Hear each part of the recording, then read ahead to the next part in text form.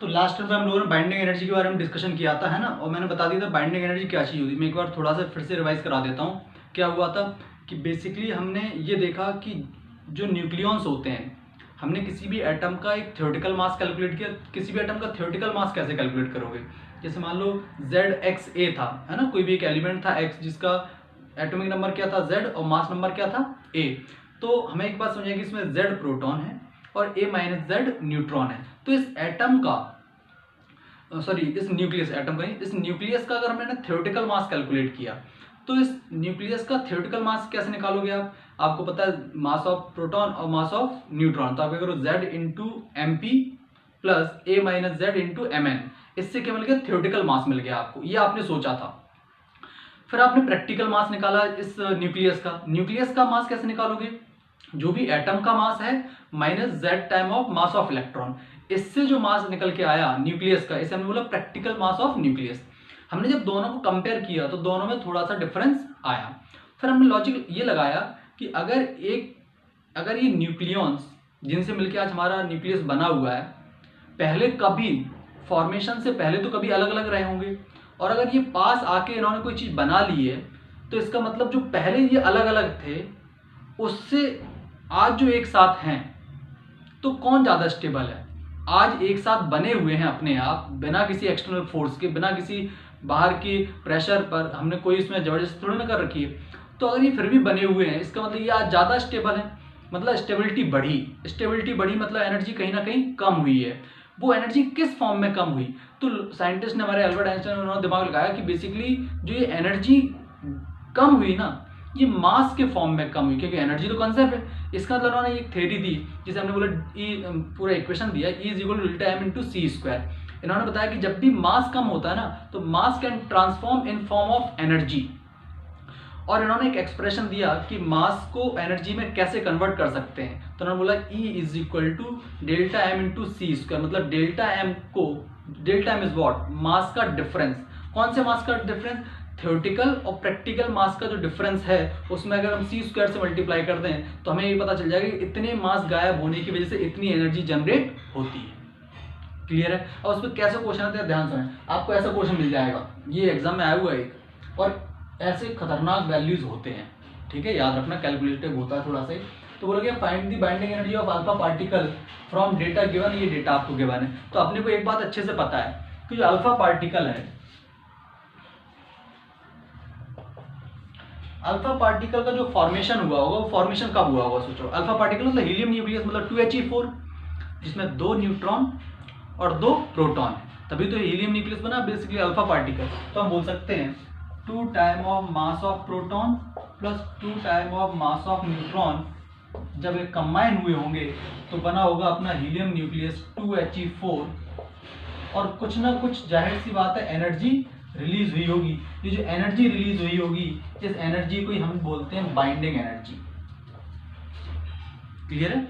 और ये binding energy किसके बराबर होती है? ये बाइंडिंग एनर्जी इक्वल होती है थ्योरेटिकल मास minus practical mass into C square के, जिसे हमने कैलकुलेशन करके सिंप्लीफाई बना लिया था डेल्टा M इंटू 931.5, और आंसर किसमें था? मेगा इलेक्ट्रॉन वोल्ट में, और मास किसमें रखते थे? मास डिफेक्ट AMU में। क्लियर है? ओके। अब सबसे पहला काम आपको अब चाहिए कि आपको तो बाइंडिंग एनर्जी चाहिए, तो आपने कहा बाइंडिंग एनर्जी इक्वल होगी 931.5 इंटू डेल्टा M, और ये डेल्टा M किसमें रखना है अपने को? मैं बार बार इसलिए बोल रहा हूँ कि याद हो जाए, इंटू मेगा इलेक्ट्रॉन वोल्ट। तो आपने कहा डेल्टा M कैलकुलेट कर लेते हैं। अब डेल्टा M क्या चीज होगा? थ्योरेटिकल मास माइनस प्रैक्टिकल मास। थ्योरेटिकल मास कैसे निकालोगे? थ्योरेटिकल मास निकालोगे 2 time into mass of proton कितना गिवन है?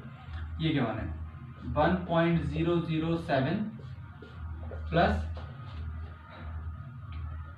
2 टाइम ऑफ 1.008665। ये जो टोटल निकल के आएगा ये होगा आपका कौन सा मास? थ्योरेटिकल मास माइनस प्रैक्टिकल मास आपको गिवन है मास ऑफ हीलियम न्यूक्लियस। ये हीलियम न्यूक्लियस का मास आपको पूरा दिया है, लेकिन ऐसे बोला नहीं जाएगा कि आपका कौन सा मास है? प्रैक्टिकल मास है। ये लिखा हुआ है, इसका मतलब ये कौन सा मास गिवन है? प्रैक्टिकल। थ्योरेटिकल तो आप इन डेटा के हिसाब से निकाल दे, वही मैंने निकाल ली, बस प्रैक्टिकल माइनस कर दो 4.001265। इससे जो भी आएगा क्या वो डेल्टा एम, अब मैं इसे सॉल्व नहीं कर रहा, जो भी एक वैल्यू आएगी वो एएमयू में आ जाएगी। इस वैल्यू को उठा के जब आप इस एक्सप्रेशन में रख दोगे, उससे जो भी आंसर निकल के आएगा that will be the binding energy of helium nucleus. अब इसको थोड़ा फील करें कि ये हीलियम न्यूक्लियस की बाइंडिंग एनर्जी है। इसका मतलब जो हीलियम न्यूक्लियस फॉर्म हुआ ना, तो उसका जो मास का डिफरेंस हुआ, उससे जो एनर्जी जनरेट हुई वो इतनी है बेसिकली। ये मतलब आज अगर हम हीलियम न्यूक्लियस को सेपरेट आइडेंटिटीज में तोड़ना चाहते हैं, एक प्रोटॉन एक न्यूट्रॉन में तोड़ना चाहते हैं, तो मुझे इतनी एनर्जी सप्लाई करनी पड़ेगी, तो सेपरेट आइडेंटिटीज मतलब में सेपरेट न्यूक्लियन में कन्वर्ट हो जाएगा। ठीक है, तो ऐसे क्वेश्चंस आते हैं, इन पर स्टार मार्क लगा लो। IIT JEE मेंस के लिए बहुत इंपॉर्टेंट है ये, तो आप इस पर अच्छे से स्टार मार्क करो। बहुत सिंपल से क्वेश्चन पूछे जाते हैं ना। चलो अब हम पढ़ने जाएंगे टफ चीज, तो आप कॉपी पेन रख दो पहले अच्छे से, इसको अच्छे से सुनना, क्योंकि ये अगर आ गया ना तो अब पूरे चैप्टर में कुछ भी नहीं है। दो ही चीजें इस चैप्टर की बैकबोन है, एक तो बाइंडिंग एनर्जी और दूसरा अल्फा डिके। क्योंकि अल्फा डिके आ गया तो बीटा माइनस बीटा प्लस और गैमा डिके अपने आप आ जाएंगे, आपको के कैप्चर ही पढ़ाऊंगा मैं, बट इनका एक ही चीज समझ में आना चाहिए आपको, अल्फा डिके, दैट्स इट, और कोई दिक्कत नहीं है। ठीक है, तो अल्फा डिके पढ़ेंगे और ढंग से पढ़ेंगे। 2 लेक्चर लूंगा मैं पूरा अल्फा डिके पढ़ाने में, बट अगर 2 लेक्चर ढंग से पढ़ लिए तो पूरा चैप्टर अपना कंप्लीट। और एक क्वेश्चन आप जेई के हर साल का पेपर उठा के देख लो, हर साल एक क्वेश्चन न्यूक्लियर फिजिक्स से आता है, हर साल आता है। ठीक है, और जो मैं पढ़ा रहा हूँ उतने से ही आएगा, उसकी टेंशन लेने की जरूरत नहीं है आपको। ठीक है, चलो तो हम नेक्स्ट हेडिंग नोट करो।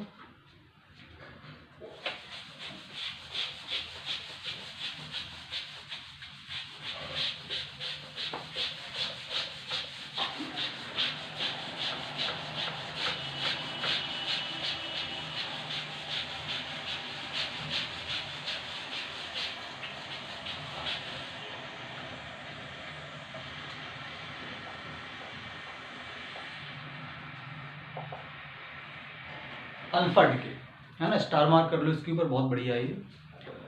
बेसिकली अल्फा डिके क्या चीज है ना, कि एक हमें हीलियम न्यूक्लियस मिला। अब वो कैसे मिला ध्यान समझते हो। अच्छा डिके होता क्यों, मैंने बता दी थी कि जब भी कोई हैवी एलिमेंट होता है तो उसमें हैवी रिपल्सिव फोर्स भी होगा, क्योंकि जितना हैवी अपना एलिमेंट होगा उसमें प्रोटॉन्स का नंबर ज़्यादा हो जाएगा। प्रोटॉन नंबर जब ज़्यादा हो जाएगा तो उस पर जो अट्रैक्शन फोर्स होगा, न्यूक्लियर फोर्स, वो उनके रिपल्सिव फोर्स को बैलेंस नहीं कर पाएगा, और उसे स्टेबिलिटी चाहिए तो उसे क्या करना पड़ेगा, कुछ पार्टिकल को एमिट करना पड़ेगा, और ये एमिशन को ही हम क्या बोलते हैं, डिके बोलते हैं। ठीक, तो अल्फा डिके की अगर बात करें, मान लो एक कोई हमारा पेरेंट्स न्यूक्लियाई इस तरह से है XZA,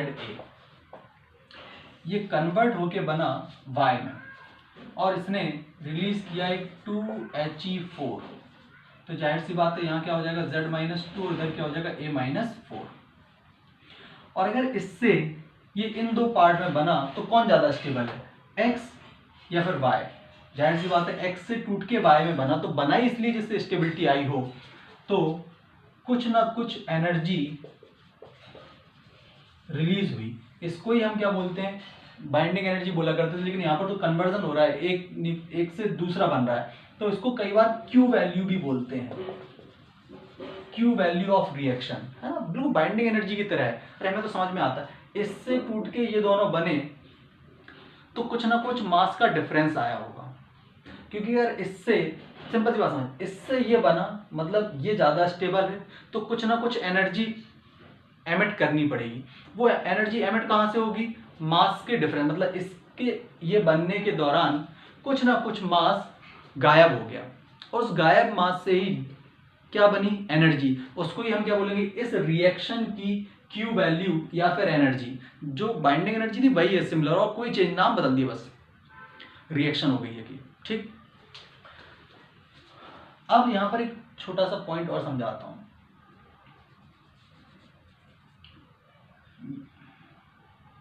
मास ऑफ, अच्छा यहां से एक बात हमें समझ में आनी चाहिए। क्या बात समझ में आनी चाहिए, कि अगर हम बात करें mass of X nucleus and mass of Y nucleus plus mass of helium nucleus, तो मुझे एक बात बताओ, इन दोनों में कौन ज्यादा होगा, इन दोनों का मास या इस अकेले का मास, क्या इसका मास ज्यादा रहा होगा। ये बात अपने को क्या समझ में आ रही है, ये बात ऐसे समझ में आ रही होगी कि अगर इन दोनों का मास इसके इक्वल आ जाए तो फिर इसका मतलब कोई मास गायब ही नहीं हुआ, और अगर मास गायब नहीं हुआ तो एनर्जी नहीं बनी, और एनर्जी अगर रिलीज नहीं हुई तो फिर ये इसमें बदला ही क्यों, तो पूरा सिस्टम ही उल्टा पड़ जाएगा। तो ये तभी बदलेगा जब कुछ ना कुछ स्टेबिलिटी गेन करने के लिए एनर्जी रिलीज करनी है, और एनर्जी रिलीज करने के लिए मास को गायब करना है। इसका मतलब इसके न्यूक्लियस का मास इन दोनों के न्यूक्लियस के मास के ऐड से ज़्यादा होगा, वो ये लिखा होगा। मैं बार बार बोल रहा हूँ न्यूक्लियस के मास रखना, एटम का मास मत रख देना, ठीक है। एक बात रट लो, अच्छे से स्टार मार्क कर लो, नोट्स में भी नोट कर लेना कि जो हमारा बेसिकली मास डिफेक्ट है उसमें हम जब भी मास रखते हैं तो किसके मास रखते हैं, न्यूक्लियस के या फिर एटम के। तो ध्यान रखना न्यूक्लियस के मास रखे जाते हैं, एटम के मास नहीं रखते। वो कई बार सिमिलर आते हैं आंसर उससे, तो लगता है कि यार नहीं हम तो एटम के मास रखें न्यूक्लियस के मास रखें, क्या फ़र्क पड़ता है। फ़र्क पड़ेगा जब हम बीटा माइनस डिके पढ़ेंगे, ठीक है। तो अभी तो आप जो मैं बोल रहा हूँ उसको याद रखना कि जब भी हम मास डिफेक्ट की कैलकुलेशन करते हैं तो उसमें कौन किसके मास रखते हैं, न्यूक्लियस के मास रखते हैं, एटम के मास नहीं रखते हैं, ठीक है। चलो फिर हम उसको सॉल्व करते हैं तो हमें एक ऐसा सिस्टम समझ में आता है कि कुछ केसेस में चाहे एटम के मास रखो चाहे न्यूक्लियस के मास रखो कोई फर्क नहीं पड़ता। जैसे अल्फा डिके और बीटा का प्लस डिके होता है, या बीटा माइनस, मुझे याद नहीं, उन दोनों में चाहे एटम का मास रख लो चाहे न्यूक्लियस का मास रख लो, कोई फर्क नहीं पड़ता। बट एक ऐसा डिके होता है जिसमें एटम का मास रखोगे और न्यूक्लियस का मास रखोगे तो आंसर अलग अलग आएंगे। और आप अच्छे से सोच के बताओ कब सही आंसर आएगा, जब आप न्यूक्लियस के मास रखोगे, ठीक है। चलो स्टार्ट करते हैं। इसका मतलब अगर मुझे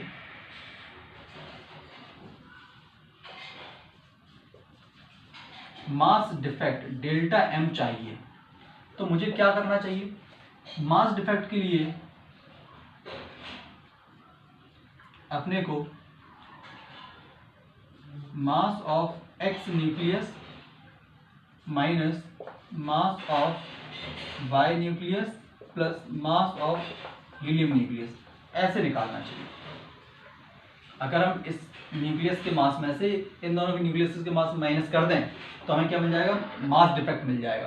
बट परेशानी ये है कि मुझे हीलियम जैसे x है तो उसके न्यूक्लियस का मास कैसे निकालोगे। तो देखो मास ऑफ x न्यूक्लियस कैसे ऐसा निकाला जा सकता है, mass of x atom minus z time mass of electron. अगर मैं आपसे किसी भी न्यूक्लियस का मास कैलकुलेट करने के लिए बोलूँ तो आपके बोलोगे सर इसके एटम का मास निकाल लो और इसमें जितने इलेक्ट्रॉन है उन इलेक्ट्रॉन्स के मास को माइनस कर दो। वैसे ऑल्दो इलेक्ट्रॉन का मास को क्या करते हैं बहुत कम मानते हैं, लेकिन यहाँ पर तो न्यूक्लियस की कैलकुलेशन चल रही है तो इलेक्ट्रॉन के मास को निगलेक्ट नहीं कर सकते आप, उसकी इंपॉर्टेंस है।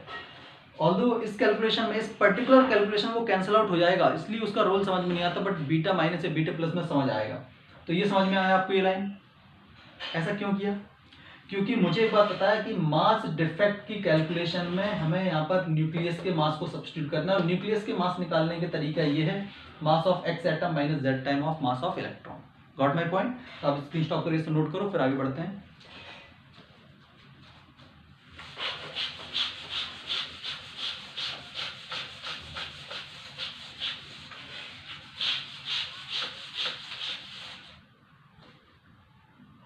इसी तरीके से मास ऑफ वाई न्यूक्लियस कैसे होगा, mass of Y atom minus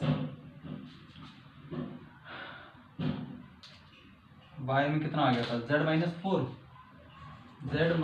four mass of electron, ठीक है। तो हमारा basically delta M mass defect is equal to क्या है, mass of X nucleus. But mass of X nucleus की जगह अब ये लिख सकते हो आप, mass of X atom minus Z of mass of electron minus bracket के अंदर mass of Y nucleus. Mass of Y nucleus क्या लिख सकते हैं, मास of Y atom minus Z minus four mass of electron plus mass of helium nucleus, इसे क्या लिखोगे, four mass of helium atom minus four mass of electron. तो इस तरह से पूरी सिचुएशन बन जाएगी। अब एक बात लॉजिकली सोचो, जब इसका होल ये ब्रैकेट ओपन करोगे, अब मैं बार बार उसको कैलकुलेट नहीं कर रहा, काफ़ी टाइम वेस्ट हो जाएगा उसमें। जब इसका ब्रैकेट ओपन करोगे तो देखो ये हो जाएगा, ये माइनस का है, माइनस जेड एम ई, ये माइनस का है ना, और ये माइनस ओपन करके जब जाओगे तो ये प्लस का जेड एम ई हो जाएगा। चलो ओपन कर ही देते हैं यार।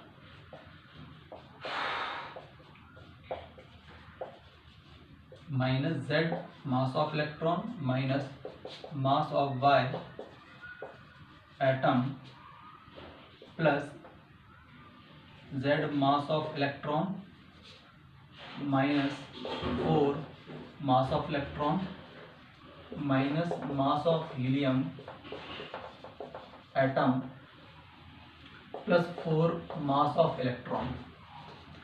तो अब देखो कैंसिल आउट क्या कर रहा है, जेड एम ई से जेड एम ई चला गया, 4 एम ई से 4 एम ई चला गया, तो delta M is equal to क्या आया, delta M is equal to आया मास ऑफ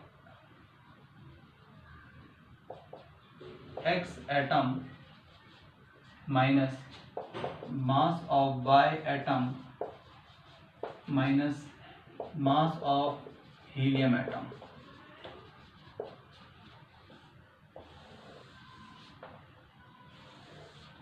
ठीक, अब ये सब आपको याद नहीं रखना है, मैं फिर बोल रहा हूँ, ऐसी चीज़ें पूछी नहीं जाती, बट कई बार अपने मन में कन्फ्यूजन ना रहे आपको। तो अब इस रिजल्ट को जब मैंने फाइनली देखा ना, तो मेरे मन में आया कि यार एक बात बताओ सर, मास डिफेक्ट की कैलकुलेशन में चाहे तो आप न्यूक्लियस, ये किसके मास रखे मैंने, ये न्यूक्लियस के मास है,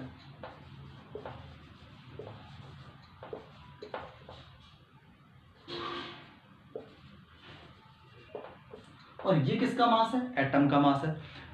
प्रैक्टिकली आपको किसका मास पता होता है, जो आपने याद कर रखे हैं वो किसके मास पता है, एटम के या न्यूक्लियस के, एटम के। तो जब भी क्वेश्चन गिवन होता है ना, तो उसमें एटम का मास गिवन होता है। तो मुझे मास डिफेक्ट के बारे में सोचा, तो मास डिफेक्ट में मुझे एक बात समझ में आती है कि मास डिफेक्ट में जो मास रखते हैं वो न्यूक्लियस के मास रखते हैं, बट हमारे सामने परेशानी क्या थी कि हमें तो एटम के मास याद थे, तो हमने कहा कोई बात नहीं, आप न्यूक्लियस के मास से एटम के मास में कन्वर्ट किया।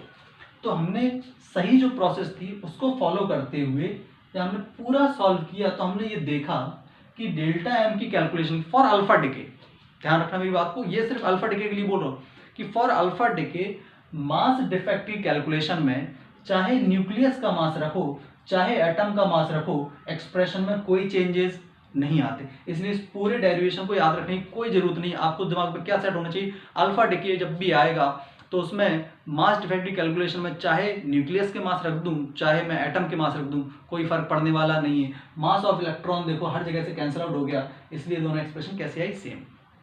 क्लियर है। अब मैं आपसे इसकी क्यू वैल्यू पूछूं, एक रिएक्शन की क्यू वैल्यू या जो एनर्जी जनरेट हुई, तो आप क्या करोगे, अरे मास डिफेक्ट आ गया, 931.5 से मल्टीप्लाई कर दोगे तो क्या मिल जाएगा, मेगा इलेक्ट्रॉन वोल्ट में इस प्रोसेस में मिलने वाली एनर्जी मिल जाएगी।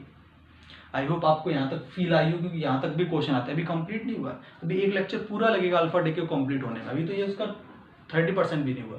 तो आप पहले इतना अच्छे से करो, है ना। और इसमें देखो, इसमें कोई डाउट तो नहीं आ रहा आपको, ये एकदम परफेक्ट क्लैरिटी होनी चाहिए, तभी आगे चल के आपको और बहुत सारी क्लैरिटी, क्योंकि अभी काफ़ी टफ पढ़ना है इसमें, ठीक है। तो आप